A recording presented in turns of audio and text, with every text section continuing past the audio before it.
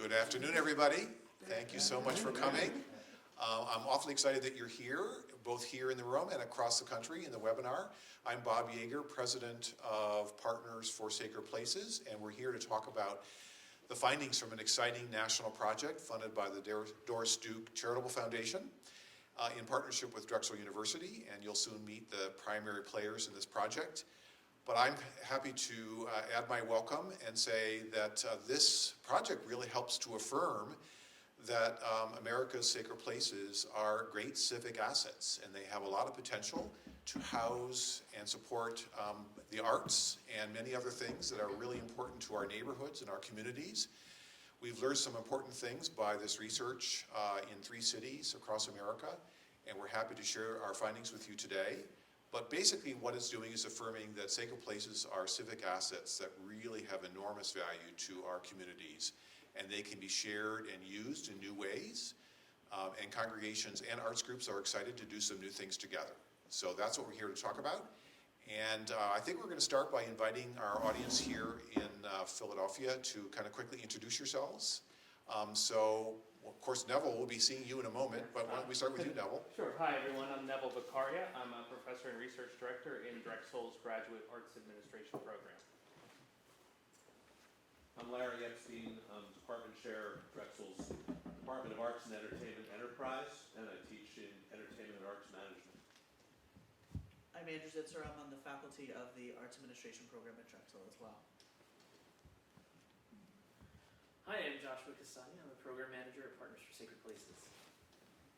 Hi, I'm Karen. I am the graduate assistant in the Arts Admin grad program at Drexel. I'm Jerry Long with Partners for Sacred Places and Wyncote Foundation. I'm Rachel Hildebrand. I'm a program manager for Partners for Sacred Places, and occasionally I write for Hidden City, Philadelphia. My name is Matthew Duncan. I'm a performance artist in Austin and art and culture advocate there. Kwame Forrest, Vice President at Partners for Sacred Places. I'm Randy Cohen, Vice President of Research and Policy at Americans for the Arts in Washington, D.C. I'm Roz Reamer. I'm Vice Provost at Drexel University and LenFest Director of the Center for Cultural Partnerships. I'm Josie Smith. I am a performance specialist at the Pew Center for Arts and Heritage. And I'm Murph Henderson, also a performance specialist at the Pew Center for Arts and Heritage. I'm Helen Haynes. I'm the Chief Cultural Officer for the City of Philadelphia. Alex McKechnie. I work in University Communications here at Drexel. And so welcome to you all, and I'm going to quickly pass the mic on to Karen DeLossi, who is the director of the Arts and Sacred Places program for Partners, and Karen really helped working with Neville to make this project happen. So thank you, Karen, and I'll pass it on to you. All right, thank you. Thank you, everybody, for being here, for being here in person and being live on the web. My name is Karen DeLossi. I'm the Director of Arts and Sacred Places for Partners for Sacred Places. And I just want to reiterate a big thank you to the Doris Duke Charitable Foundation for really seeing the value and the worth of this project. And actually, I can get rid of that, right? Yep. Nope. Hold on, sorry, technical difficulty. Anyway, I'll just continue a little bit. I thought I would start off by at least telling you why we were in Austin, Baltimore, and Detroit. Hopefully we'll get this operational, but I can talk about this while we're doing that. So how we picked the 3 cities. The 3 cities were picked because of geographic diversity. So they were, enough far apart that it seemed to make sense, and in different locations of the country to have, different experiences. So the other reason was the stated interest. So we had some interest from those regions in this particular project.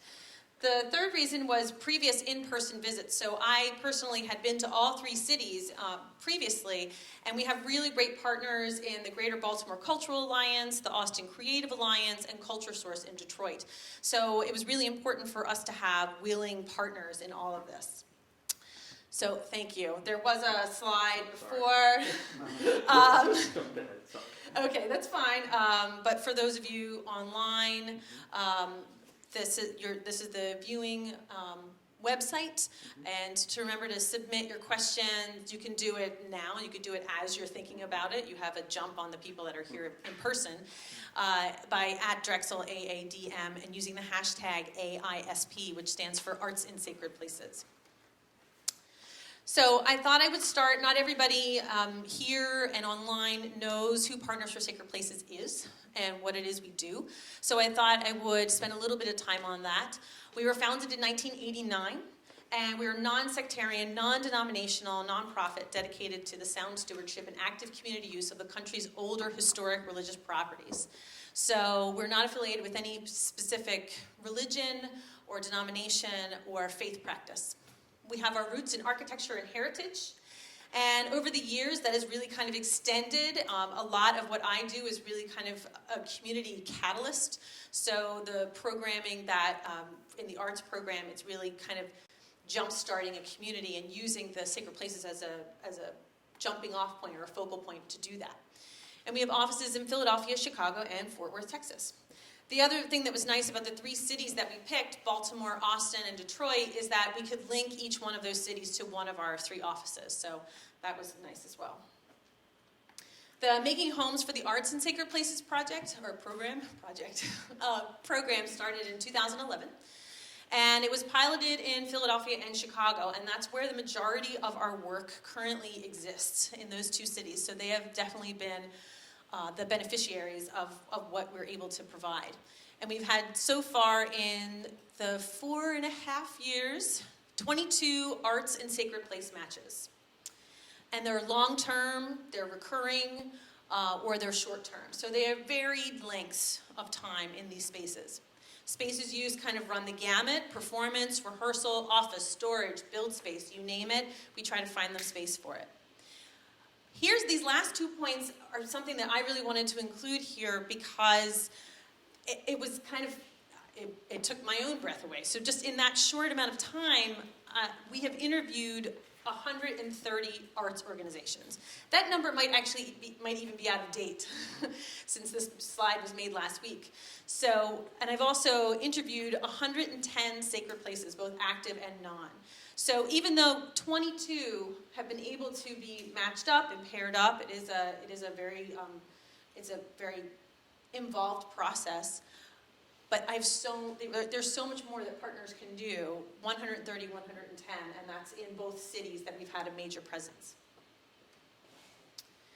So I wanted to kind of quickly touch on our research framework. What's the purpose? Why are we here? Exactly, and what did all these wonderful people pay for? So, well, the performance, rehearsal, and administrative space needs of performing artists.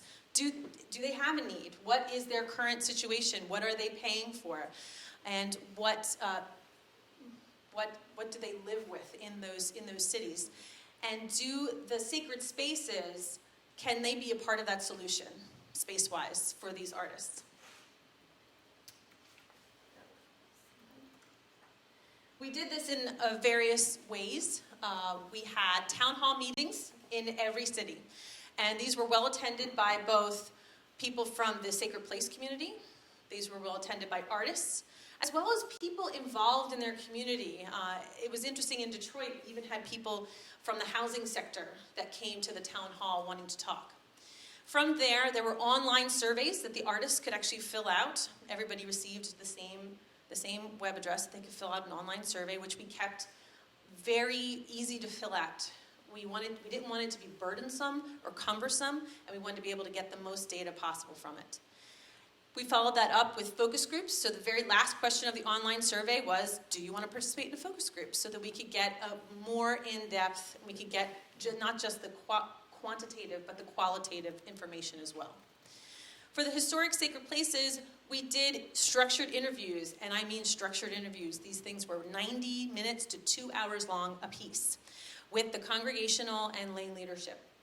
Really interesting facts and lovely people, and people that were opening their doors to us and to artists alike. Part of that inventory was also a measurement of the physical inventory itself, what was there and what the amenities of the space was. Is there carpet? Is there concrete? How high are the ceilings? What is there natural light? Is there no natural light? Things of that nature were all collected. For the purposes of this, for this conversation, I just want to kind of go over a couple of terms because I may use some shorthand, and I apologize for that, but it's something that Neville and I have grown used to using. One is a home space. So for the purposes of this study, a home space was strictly performance, rehearsal, or office. We kind of left it at that. So it's for those three purposes. An artist was considered a performing artist, and that could be an individual. It could be as a collective, it could be as part of a nonprofit, it could be part of the for-profit, you could be a board member, you could be a manager of a performing artist, but you had to be in the performing arts. For sacred places, just so you know as well, that does not just mean church. Sometimes I will slip and say church, and it definitely means churches, synagogues, temples, mosques. It really, again, runs the gamut of faith traditions. And it doesn't also mean just the sanctuary. It also means the fellowship halls, the gymnasiums, the educational wings, etc. So there's a lot more than just where they actually go to worship. And I think I'm going to ask Neville to come up and talk about some data points. Thank you. Great, thank you. It was really exciting to work with partners and with Karen on this project because I felt like there was a lot of opportunity to bring some rigor to this question of artists and spaces. You know, there's a lot of anecdotal information out there about artists and their space needs. There's a lot of reports and gray literature all about this idea that how do we create spaces? And I thought it would be great to finally take the time up front, develop a rigorous structured survey vehicle, to also develop a structured format for focus groups where we can really get to the need and understand not only the need, the motivations, the attitudes, and other desires that the artist had. And we were able to do that by combining some quantitative measures of the artist as well as quantitative measures. So we were able to, for example, use Likert item attitudinal questions that we could quantify to kind of understand how artists felt about space needs and using historic spaces. And we could use sort of some open-ended, very pointed questions to get to the underlying issues.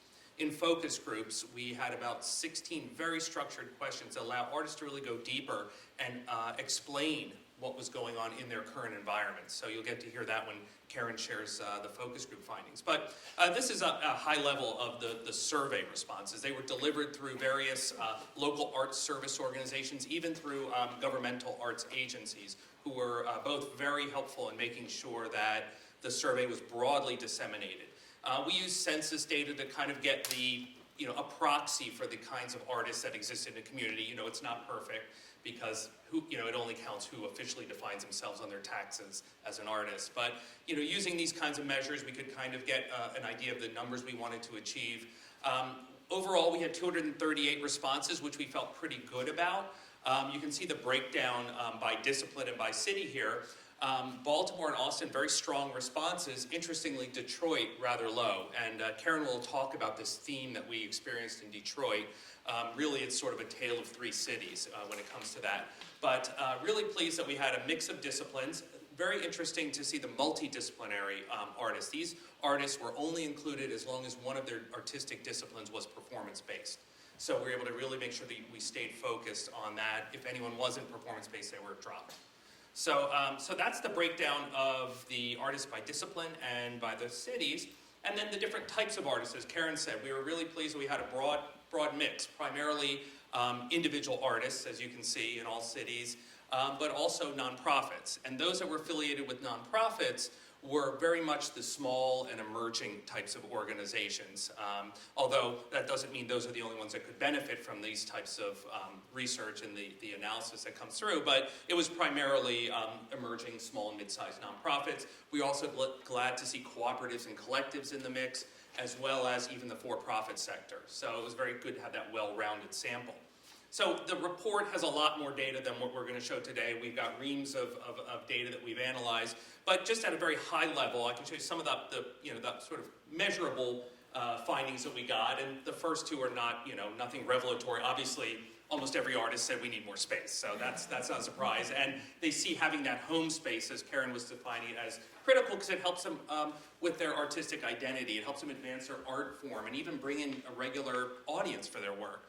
But what I thought was really telling were the remainder of these findings here, that a large majority of the artists were very receptive to associating their work with a historic space. They felt it almost could elevate the status of their work, how people experience their work, and how audiences could benefit. So I thought that was really sort of telling. I guess if I had thought in advance, I might not have expected to see figures like that. But even also telling that a brand and image could be enhanced from a historic sacred space. A lot of artists said that, I want to be in a space like this because it brings community in, it puts me in a more prominent space in my community. And a lot of the comments we received on the surveys talk about that. And then of course the artists went much, much deeper into some of their key issues when we held the focus groups. So Karen's going to talk about the focus groups and what the themes there were. And just to tap on a few of the points that Neville was making, definitely with Detroit, you'll see it's really a journey we're taking with Detroit in this. And it is a journey where they really kind of took a separate road than Baltimore and Austin, which means that there's so much more to be mined there. And what we were asking not the questions that needed to be asked. So I'm going to touch on that a little bit later, but I just wanted to mention that. Also, that it's very clear that the need, or I can tell you, based on my own personal connections with these artists, that the need for space is critical to dire in nature. Critical to dire.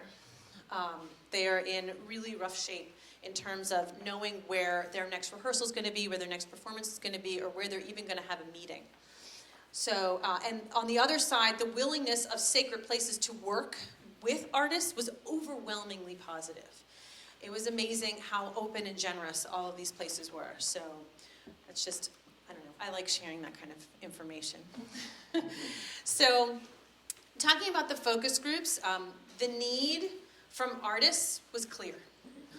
Artists need a home space.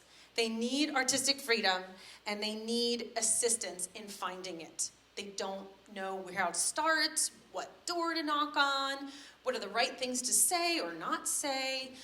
So these themes were consistent in all three cities. So I'm just going to read these. We'd be able to produce work that is much more based in the community's input because we wouldn't be nomadic. We'd have a more stable audience because we'd be more stable. And that's from an artist in Baltimore. In Austin, as an artist, I would like to be totally shackle-free, and I shouldn't be worried I'm going to offend someone else's beliefs. In Austin. In Detroit, I mean, we would get so much stuff done and accomplished if a program existed that would be just like a dream come true. So you don't have to take my word for it. So, as far as the sacred places, the results are consistent. Sacred places have the space, they want to be linked to the community, and they will provide artistic freedom. And this is something really interesting where, in terms of perception versus reality. And the perception in Texas, in particular, in Austin, from the artist side was the churches and the sacred places aren't interested in what I do, and I need to have artistic freedom. And even as that quote had suggested, that there was a lot of fear there. I have to say, of the three cities, the sacred places in Austin were the most open. So I would love for the opportunity to make sure that the Austin artists understand that that is a perception, it is not a reality. And I have more quotes. These are from the congregations. We don't really have the infrastructure to mount things ourselves, but I see great potential for partnership. To create vibrancy, we see the cultural arts as part of that mix. That's in Baltimore. In Austin, we want to be a convener of culture and conversation to open the larger community to interact. And in Detroit, artists can provide an educational opportunity to our community. So as you can see, it's all very consistent. Now, in terms of space, there is a lot of space. I'm not going to go over this whole slide. You can kind of read it for yourselves, and I'll let people's jaws pick up from the ground in our viewing audience. But there's a ton of space, and it's an overall better condition than what the artists are currently dealing with, and at rental rates that would be well below commercial rates in neighborhoods that these artists really want to be in. And what's interesting to note is that these square footages, it's a total of 130,000 square feet that's available. And this was only from 6 sacred places in each city. I actually got more to volunteer, because you had to volunteer to be a part of this, and then we selected 6. So in Baltimore, I actually had 24 volunteer. In Austin, I had 19, and in Detroit, I had 15. So these numbers would actually be much higher if we were actually able to catalog all the available inventory that was available. How'd you decide who to pick? We decided who to pick based on, again, geographic diversity. We didn't want everybody clustered in one area of town. And we also were making sure that we were kind of spreading it in terms of the faith denomination, so that we weren't focusing on just Episcopalian or Catholic or things of that nature. Some demographic diversity as well in terms of the communities. Could you speak to what makes us a sacred place historic? We define that as at least 50 years old and a purpose-built sacred place. So, okay, good, I didn't skip ahead. Any other questions right here, since we stopped for a second? Okay.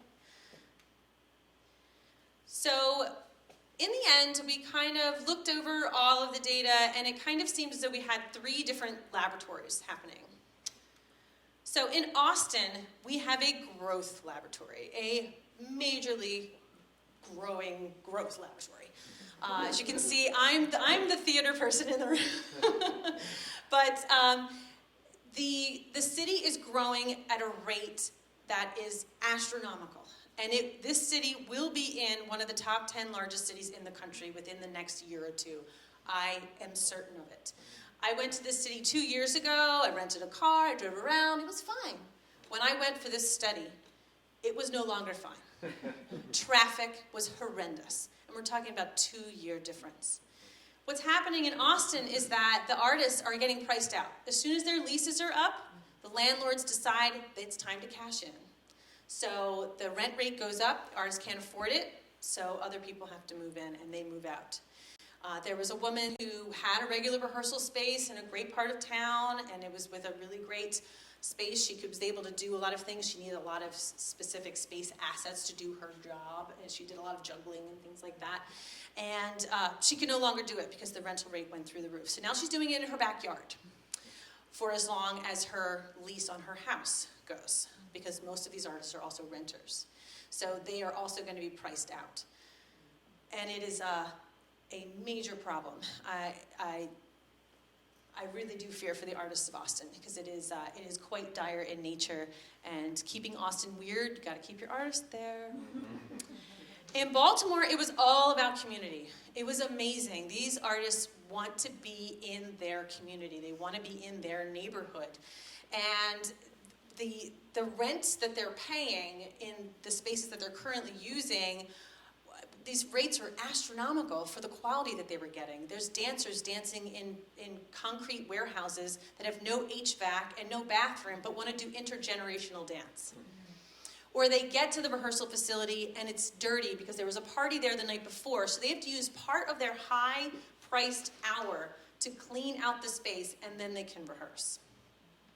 So, or on the other side of the spectrum, they're getting a space for free, but it's in an area part of town that they can't get to via public transportation. So they have to either have a bike or have a car to get there. Once they're there, in this particular example, they had to move gym equipment out of the way, like exercise equipment, to use the space. Then when they were done, they had to move the gym equipment back.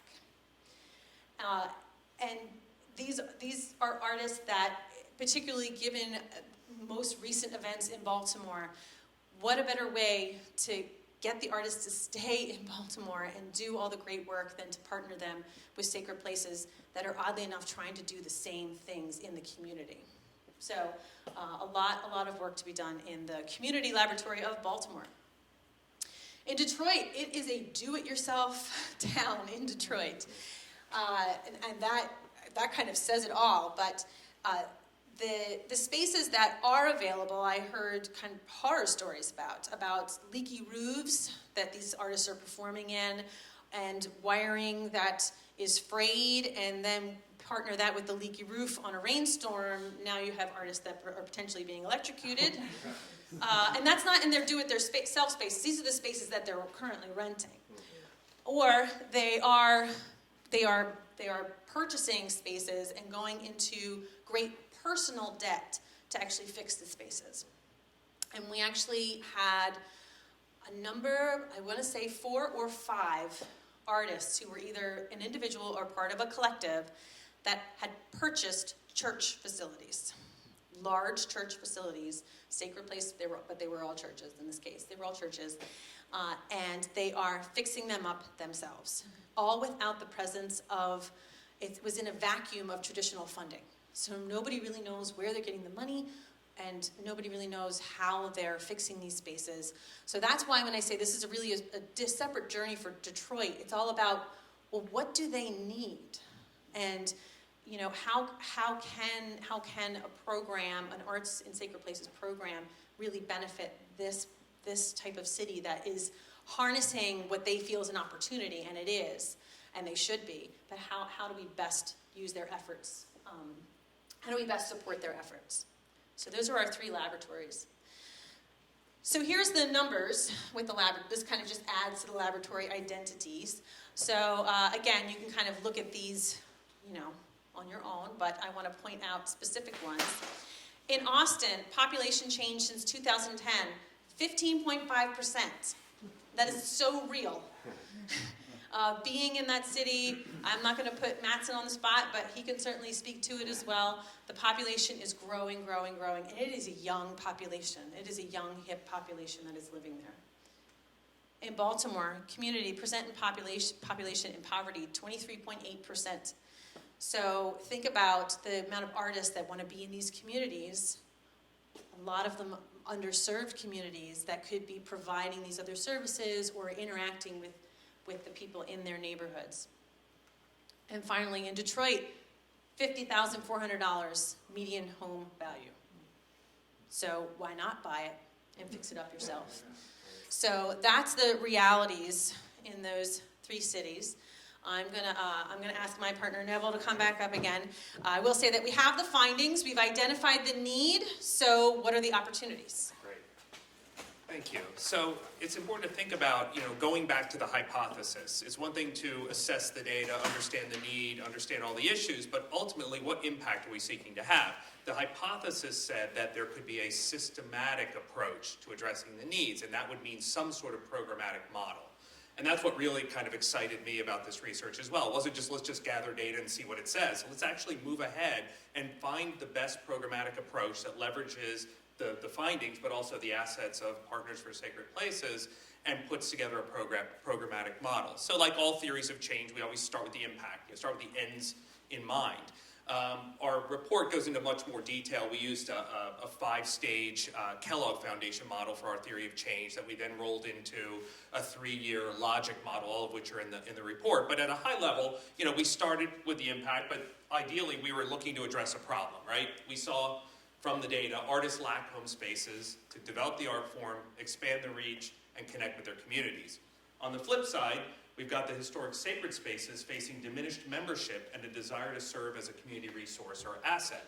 You know, speaking of diminished membership, one data point that we didn't show is we actually got data on the membership, active membership of all the spaces, sacred spaces we surveyed, and it was really interesting to see how these giant facilities taking up an entire city block had maybe a couple dozen active members. So I think that was very telling as well.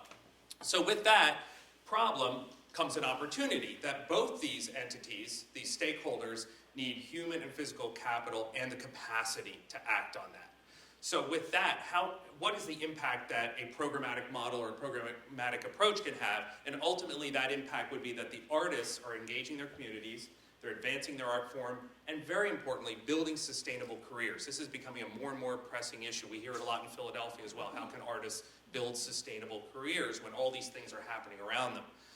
Sacred spaces then become vital community centers. They want that aspect, and they want to create relevant programs to their communities, and they consider the communities not the active membership, but their surrounding physical community. And ultimately, a successful impact model would create mutual benefit and sustainability. So with all of that, we say, okay, how do we take this theory of change and put it into a more programmatic approach?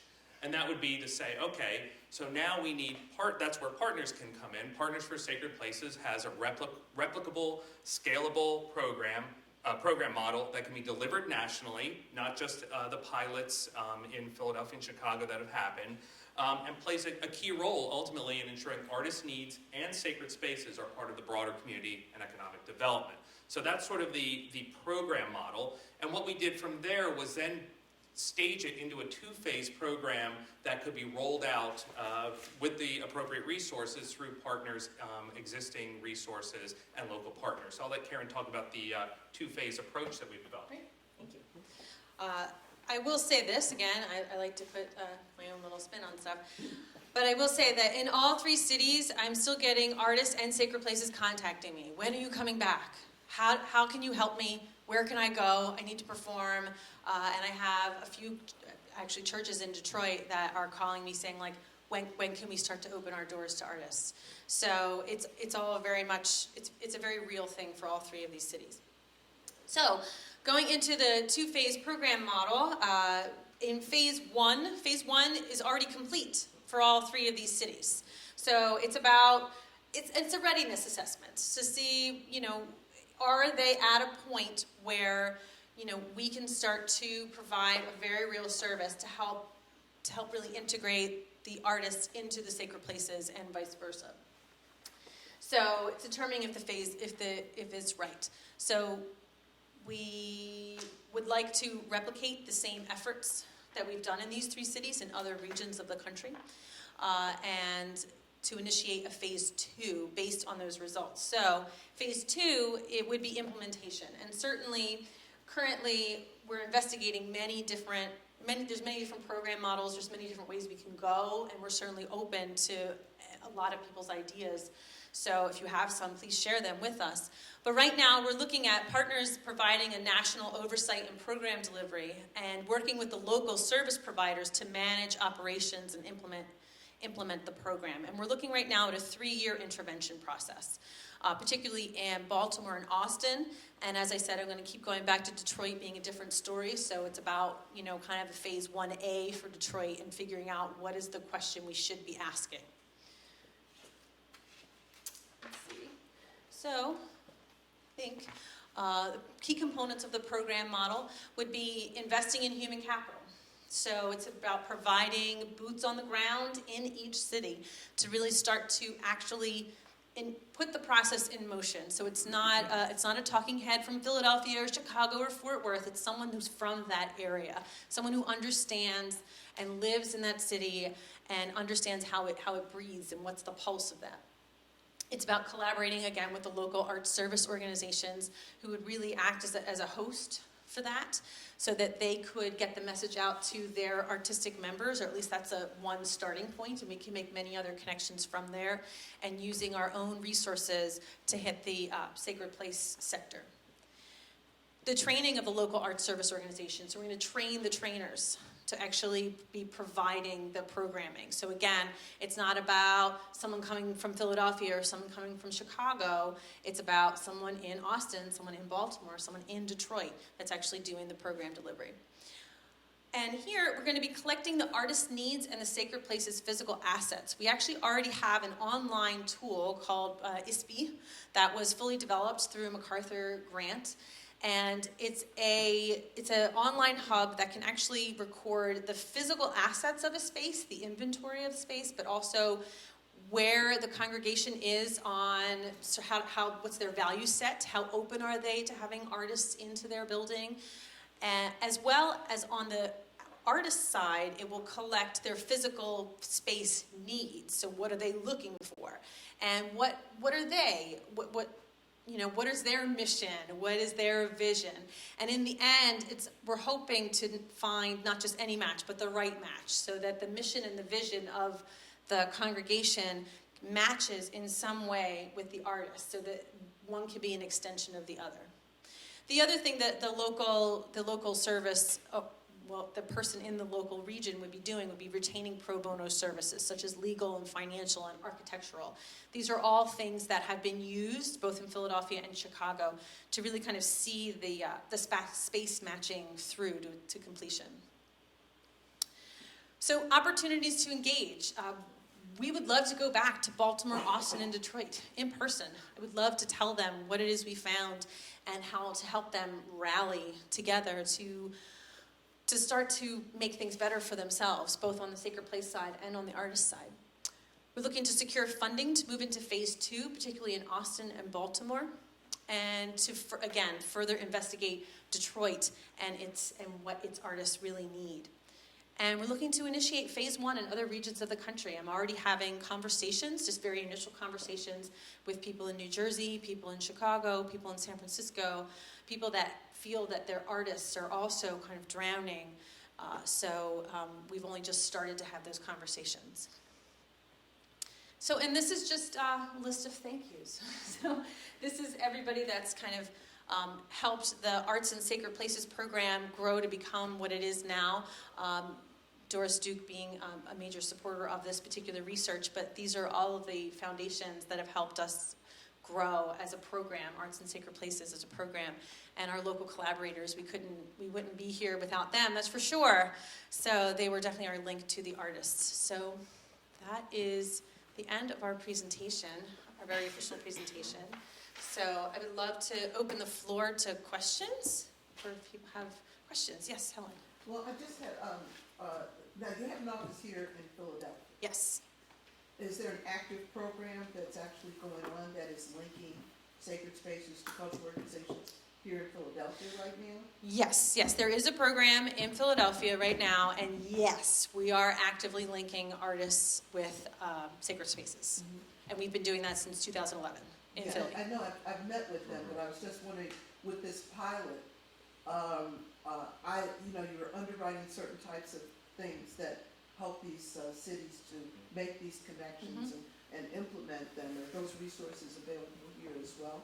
Well, that is an excellent question, and that is certainly something that we are seeking as well. We're looking for those additional resources. I mean, we can kind of use Philadelphia really as our laboratory to figure out, it's definitely a learning process. We've learned a lot in the 4.5 years that we've been doing it about what types of congregations are really open to this and what types of artists are open to this. And it's really about finding, especially those, we have a legal services that we've been able to get as we're the pro bono client, but we're looking for architectural services and certainly other things that just help support this work. Again, it's that human capital and the building capital that neither the artists nor the Sacred Places have. So that's the service and the function that we're really serving. So we're looking to support that, and the more we can support and elevate that, the more, we'll be able to surpass that 22 number. Because I believe the 22 number, I want to say there's like 8 in Chicago and the rest are here in Philadelphia. Oh. So, but think of how much more it would be if we had more investment in our human capital here in Philly and in other cities as well. Right. And my second question has to do with gentrification and how that affects this whole picture. Many of these churches exist in communities and, where the church is at the center of community life, or was at the center of community life. But in many cases, gentrification has changed, the populations of those communities, driven up, taxes, there's just a different group there. And I was often curious about how these churches can be a place that helps to preserve tradition, history, culture in a community that's changing. Absolutely. And at least in Philadelphia, certainly Shiloh Baptist Church is probably our best example of that. So the neighborhood is not what it used to be. And Shiloh Baptist, though, has been there before, during, and now after. And they're kind of they've seen themselves through to the other side. And because they've opened their doors to Brian Sanders' Junk, the dance company, and Brat Productions, the theater company, and really opened their doors, there's the Neighborhood Community Association, South of South, that has monthly meetings there, and they've really opened up their doors to that. So Shiloh is not an impenetrable fortress. It's something that when people in the neighborhood walk by, they know and have an association with that facility. So it becomes a part of that community, even though it has changed so much. So definitely kind of the sacred places opening up their doors to artists, and artists willing to go into different communities certainly helps along that whole process and helps retain the community's integrity and really helps the sacred places remain an active participant in the community without necessarily becoming a member or thinking, well, you can only go there to pray. That they're really so much more. Yes, and then maybe. Are you finding that there's a sufficient number of art service organizations to help implement these projects? Right, just so for the web audience, is there enough art service organizations in these cities to help really kind of deliver this? And the answer is, in these communities, yes. I mean, we certainly paired ourselves with one. There were others, and those are links and connections that would have to be obviously be generated and nurtured, but those are certainly relationships we would want to pursue. And I know in the city of Austin, when we were trying to get the word out, the city itself helped to also put the word out about the survey. So it was linked to newsletters, and it's still very much a part of their conversation. So this isn't the be-all and end-all. This is a starting point. But you're right, some of them have their own capacity issues as well, so that's why we also need that human capital in-house, really, to do it. You can't just say, here's a cool program, do it when you want or if you can. Right, It really exactly. needs that structure and rigor to make it happen. Yeah, well, first of all, congratulations on great work, certainly through phase 1, phase 2. Really like how you thought it out and the logic models and everything, so this is wonderful. So I'm wondering, if you've observed some characteristics of the sacred places and the performing artists or performing arts organizations, whichever, who gravitate towards this idea. And then conversely, have you found some that, they just belong in a garret someplace working by candlelight, away from, other humans or something? So. Well, I find with the artists, which is probably the easier half of your question, with the artists, it's what level of desperation are they at? So even though I might say that the artists in Austin may have seemed a little more standoffish in terms of being in a sacred place, they were all willing to be in the sacred place. We'll make it work. Yeah. We'll make it work. Right. And they were really like, we'll talk it out, we'll figure it out, because again, it's dire there. They're being kicked out. For the sacred places, it's definitely generally more the progressive mainstream faiths that have old spaces, that their own congregational numbers may have gone down, but their own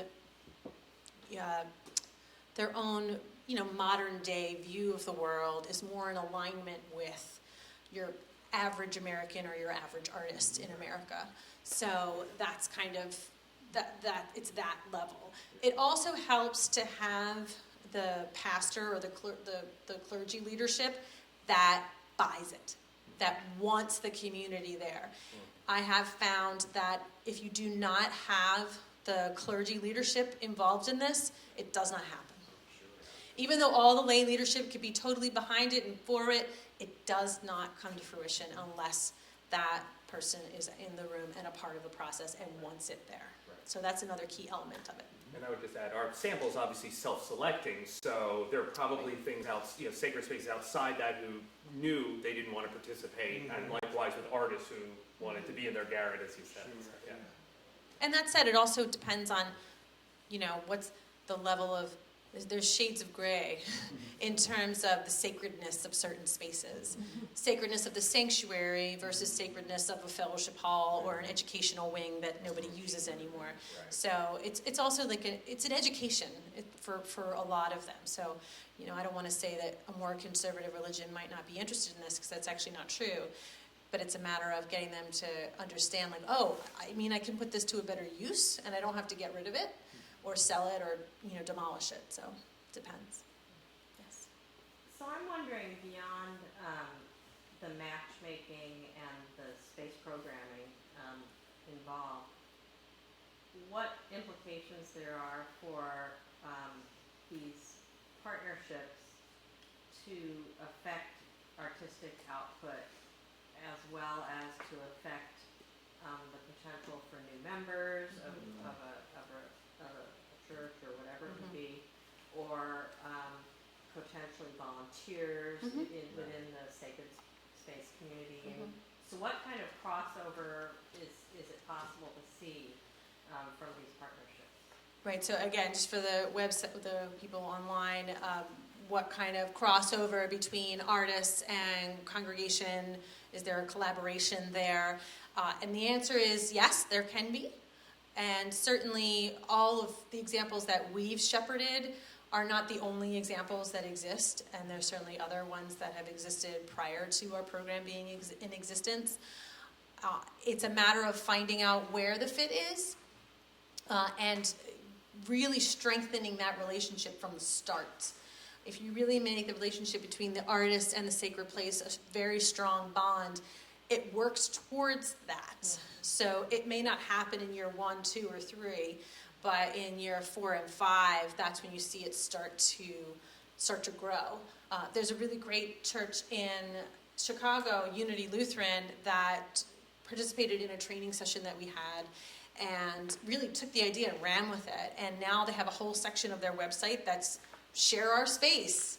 And they had to hire someone to take care of all of the rentals, and they have recurring short-term rentals all the time in Chicago. So they're definitely, and they were a very small congregation, and they're making it work. The one in Philadelphia here is Calvary with Curio, and the amount of work that they've been able to do over the years. So there's definitely it's a symbiotic relationship, and it's not, you know, it's not. Not just landlord-tenant. It's not just landlord-tenant, yes, thank you. I'm losing the words. Yes. Yes.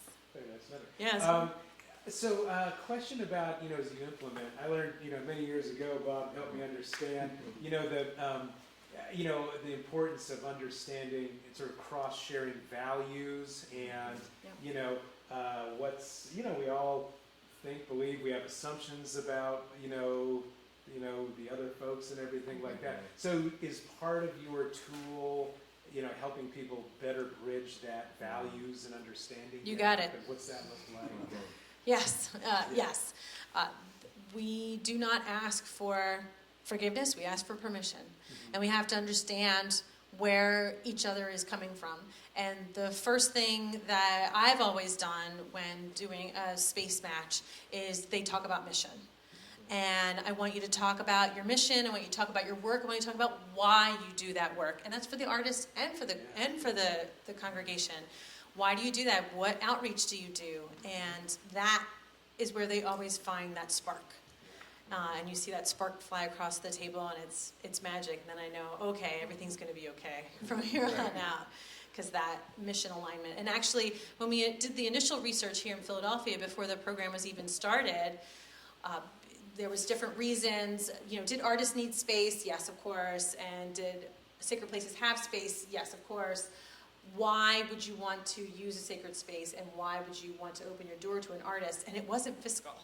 It was actually that mission and vision alignment. They felt like it was an extension of their mission to be working with the other. And that's very telling on both sides, that it wasn't just monetary.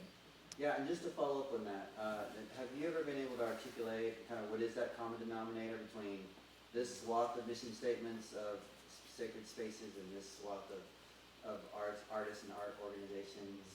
That's just something I'm particularly interested in. It's definitely more organic than probably anybody really wants it to be. It definitely has to do a lot with, coming from a theater background myself, I like to think in terms of stories, and the stories that you tell as a theater professional and why you choose to tell those stories. So it might be that as a theater professional, as an example, I'm telling a specific set of stories that are compelling to me, and that's why I like to tell them as an artist. It could be that the stories that I'm telling is exactly who the congregation is trying to serve in terms of their actual outreach. Maybe they have AA programs, NA programs, food pantries, and maybe I tell stories about families in struggle as a mission statement. So that is really where it becomes, it doesn't necessarily become, you know, if a church, if a Sacred Places mission statement is to spread the word of their, you know, their God, that's not what I'm looking for. What I'm looking for is what are their outreach programs? What do they do to the community? How do they express that mission on this earthly plane? And that's usually where I can connect them to the artist. Were there any questions yet online? Good. No. Okay, just checking. Yes, I Helen? just read about a project, and this is kind of a different deviation on this, because I was interested in what you were saying about mission. With the Virginia Symphony, they have this harmony project that deals with the Hampton corridor in southeast Virginia, where they collaborate with 11 churches, black churches, African American churches, to do a musical program with their symphony and chamber ensembles in collaboration with the churches in the churches.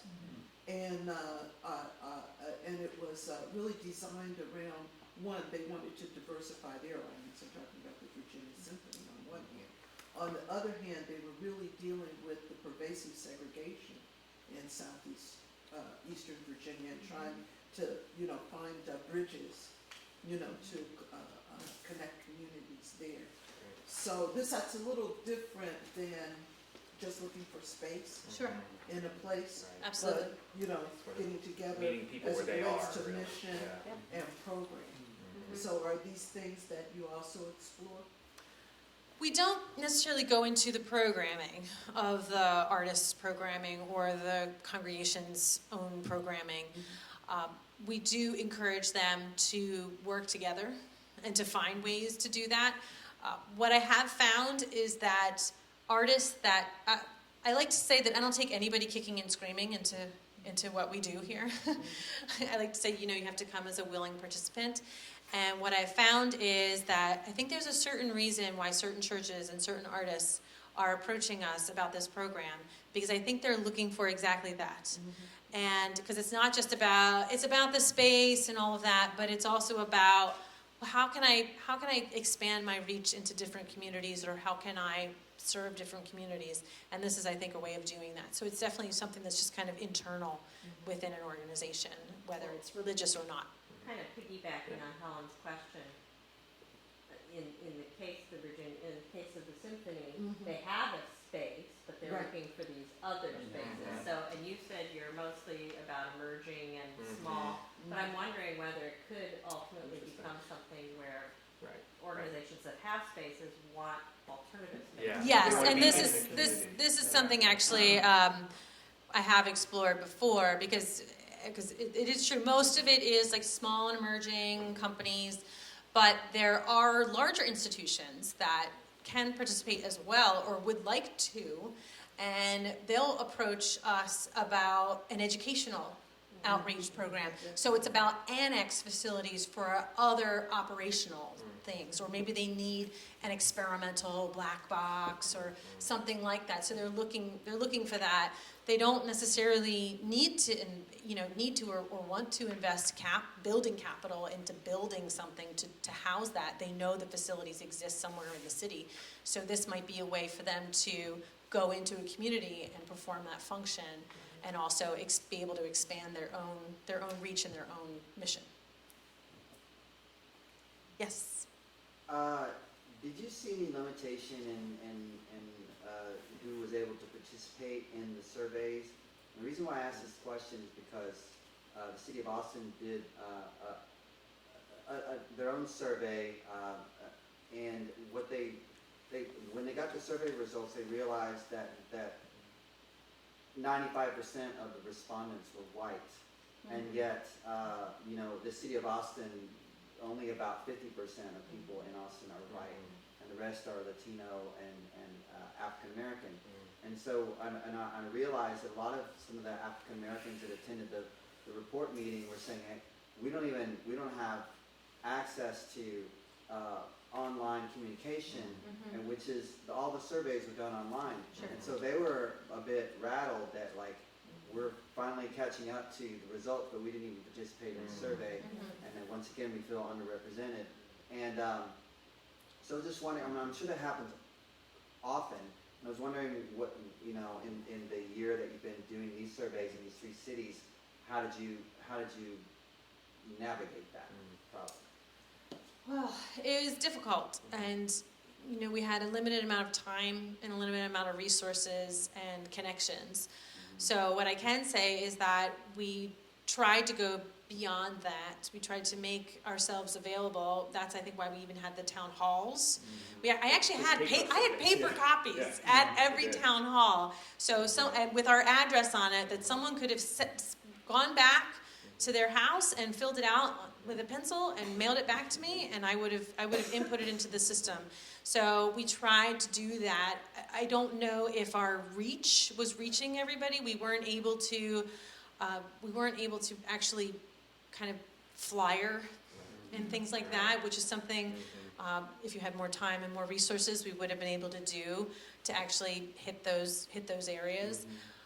I will say we did send the information about the town hall and about the survey to any various CDCs we could find.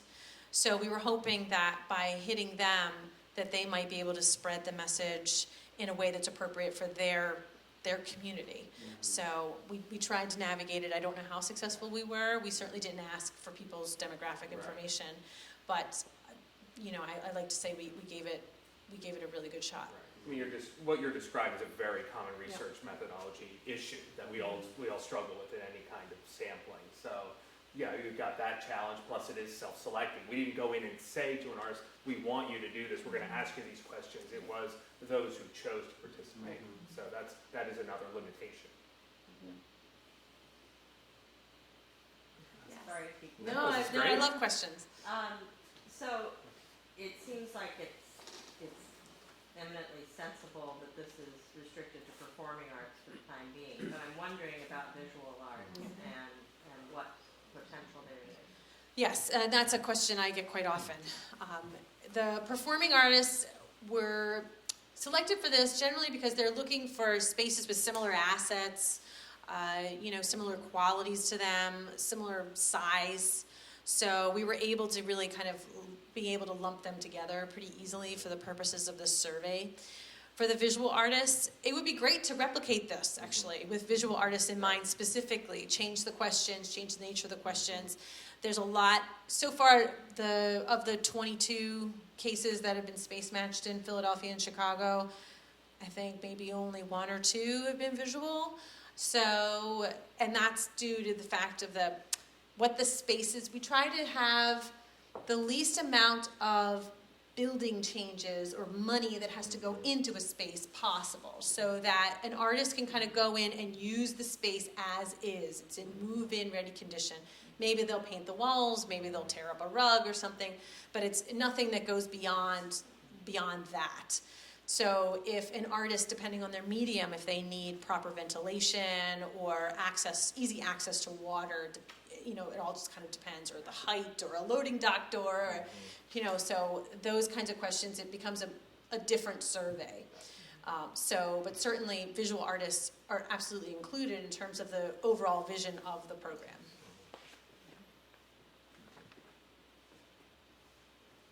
Other questions? How does the insurance work? I mean, I'm thinking of Brian Sanders and just Sure. flying from the ceiling. Sure.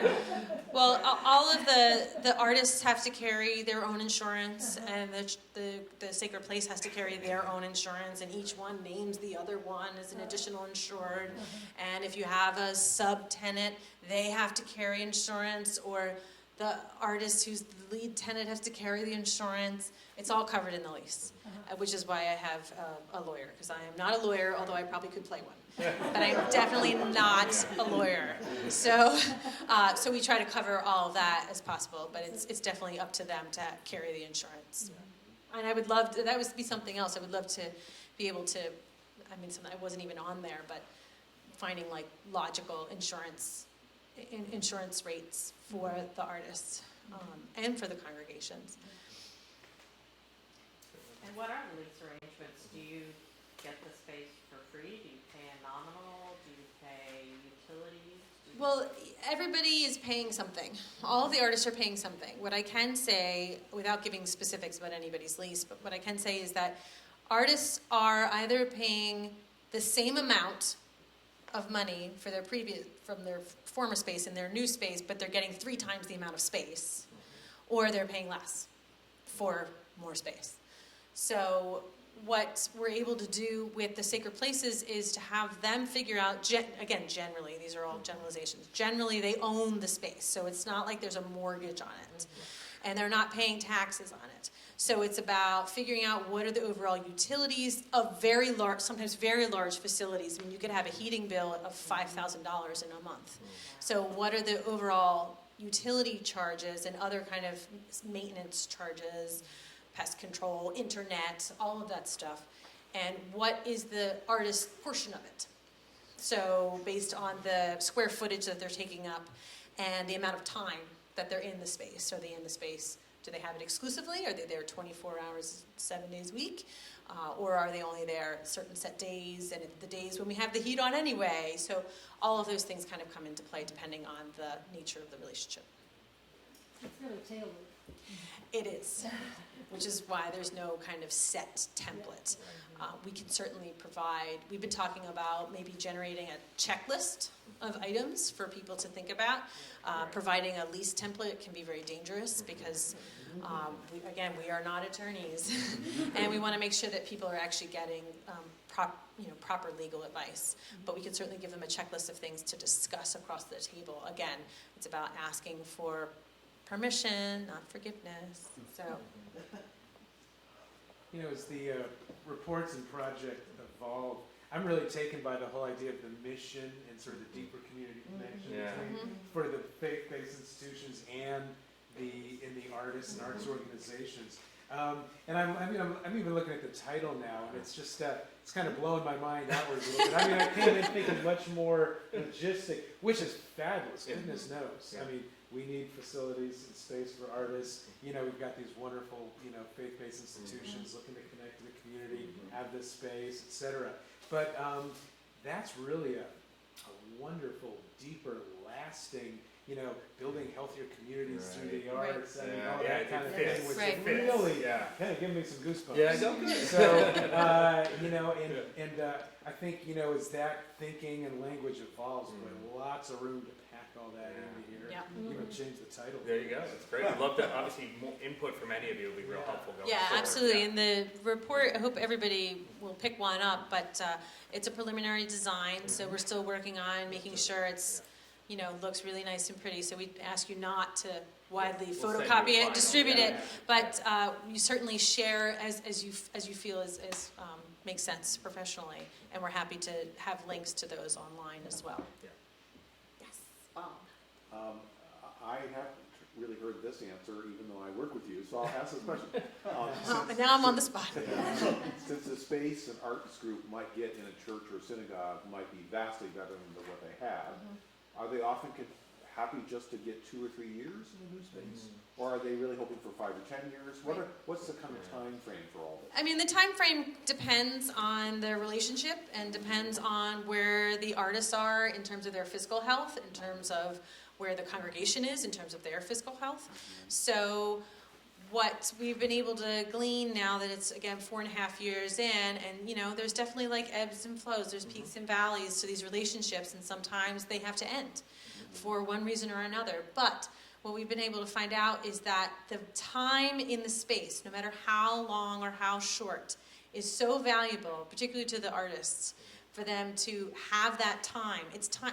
Now they're no longer wasting time, 3 or 4 months, looking for various spaces. Like if you think about how much time they take over the course of the entire year to find performance space, rehearsal space, convening space, office, all of that stuff, it adds up to a lot of time and energy that they could be putting into the actual product itself, or into outreach programs, or into marketing or development of their overall company.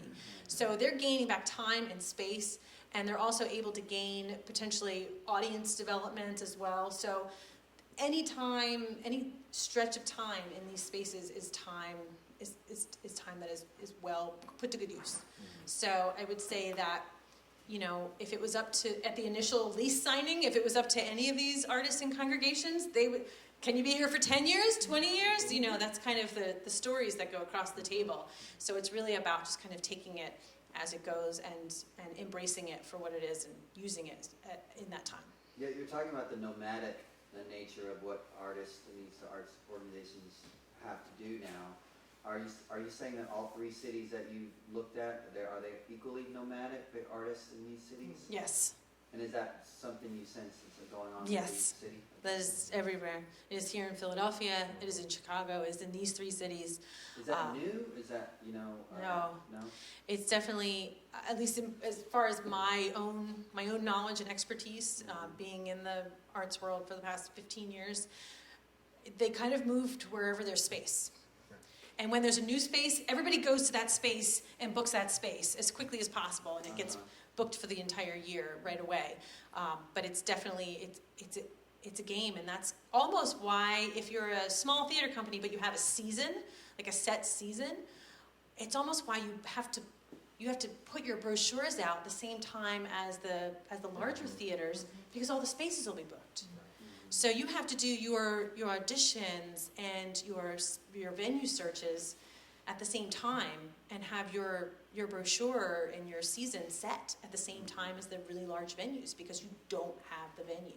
If you don't have the venue, where are you going to do the show? So again, I come from a performance background, so that's kind of where I speak to the most, but it's very true.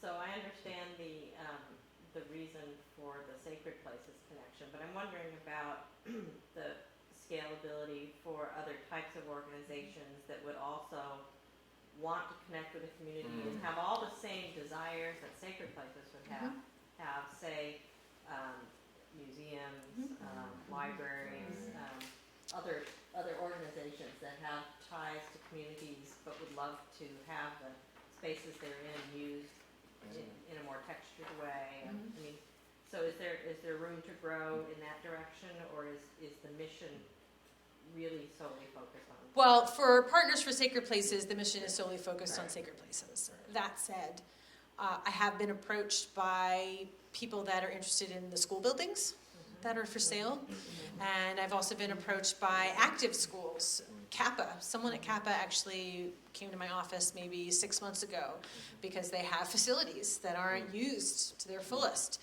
and they would like artists, professional artists, to come in and use the facilities. Oh, and by the way, we have interns here, so the students could actually gain a real experience by having that happen. Think about it like the chamber music being at the Philosophical Society. Part of their season every single year is going to be at that location, and it does something to the identity for the Philosophical Society and for the chamber music. There's a lot to be learned from. It can definitely transfer. The information can definitely transfer, and it's really, again, the basis of this work is making connections between one group and the other. So if you can learn to do that, then it's possible anywhere. Great. Well, thank you so much. I'm available for questions.